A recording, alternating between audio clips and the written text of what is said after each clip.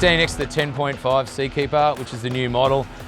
They just keep evolving and keep changing it, Seakeeper, to make it better and better. What else is now new in this model?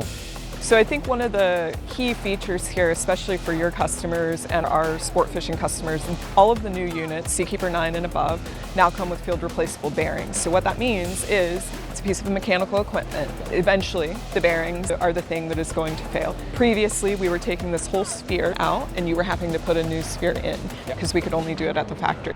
We've designed it so that we're able to replace them in the field, and your customers are going to get a better experience, a quicker experience, because you're going to be able to do that right there. About. The 10.5 also has a single cylinder brake. It's going to give you more reliability and you're going to have less maintenance. So we're whittling down what was already a very small maintenance schedule to be as minimal as possible and give everybody the best experience possible. I think the other thing that's really unique with Seakeeper is the ability to lock the unit. So, and you're only actually accruing warranty time or run time based on actual sea time. So you can spool the gyro up as you leave the dock and only unlock it when you actually need it. So when you're traveling at 30 knots, it's not really an essential piece of equipment. But when you're fishing at 8 knots or when you're cruising and you're in adverse weather, it's, you turn it on and off it goes, it's ready to run. Exactly. Yeah. When it's actually stabilizing, those are the hours we're counting.